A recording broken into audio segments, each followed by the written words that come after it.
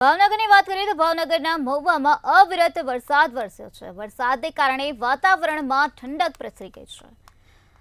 વરસાદના કારણે ખોડિયારનગરમાં લોકોના ઘરોમાં ઘૂંટણસમાં પાણી ભરાઈ ગયા। પાણી ભરાઈ જતા લોકોને હાલાકી ભોગવવાનો વારો આવ્યો છે। ઠેર ઠેર જગ્યાએ પાણી ભરાતા લોકો હેરાન પરેશાન થઈ ગયા છે। દર વર્ષની જેમ આ વર્ષે પણ ખોડિયારનગરમાં પાણી ભરાયા છે। ત્યારે ગયા વર્ષે આ વિસ્તારમાં 5 વર્ષના બાળકોને ઝેરી જીવડું કરડી જતા મૃત્યુ નીપજ્યું હતું। તેમ છતાં પાલિકા દ્વારા કોઈ પણ પ્રકારની કામગીરી કરવામાં નથી આવી અને પાલિકાની પ્રી મોન્સૂન કામગીરીની પોલ છતી થઈ છે।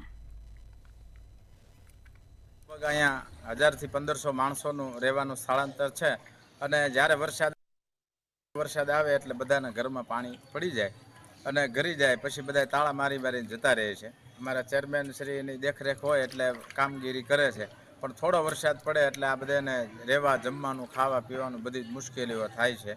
અવારનવાર નગરપાલિકાને કરી રજૂઆત છતાંય આની આ જ પરિસ્થિતિ થાય છે। એટલે અમારી સદ્રહુ બધાને વિનંતી છે કે લાગતા વળગતા હોય આનું તાત્કાલિક નિરાકરણ કરે। ખોડિયારનગરમાં રહું છું, વરસાદ 24 કલાકથી પડ્યો છે એટલે આ કોટણુંથી પાણી ભરાણા છે, બરાબર। જવાનો નિકાલ જાય છે નહીં, તો આનું નગરપાલિકાનું કહેવાનું છે કે આનો નિકાલ કરવો।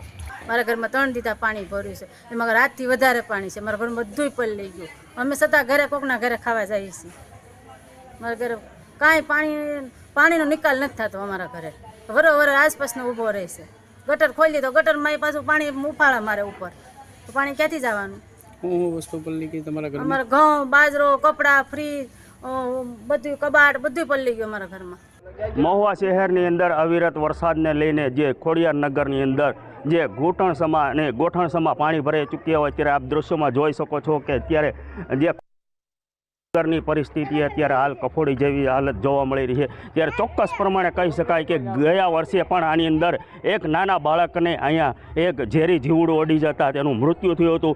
પણ કાંઈક ને કાંઈક સત્તાધીશોના આંખ આડા કાનને લઈને આ 1 વર્ષ થઈ ચૂક્યું છે, છતાં પણ અહીંયા કોઈ પાણીના નિકાલની માટે કોઈ પણ વ્યવસ્થા કરવામાં નથી આવી। ત્યારે ફરીવાર હું શું અહીંયા કોઈનો જીવ જશે કે કેમ, પણ એક એ પ્રશ્નો ઊભો થવા પામ્યો છે। કારણ કે ચોક્કસ પ્રમાણે કહી શકાય 1 વર્ષ વીતી ગયો છતાં પણ પાલિકાને કોઈ પણ પ્રકારની દરકાર નથી લીધી। તેનું કારણ એક જ છે કે અત્યારે આ પછાત એરિયો છે તેને લઈને આ વિસ્તારની અંદર કોઈ પણ પ્રકારની પાણી નિકાલ માટેની વ્યવસ્થા કરવામાં નથી આવી।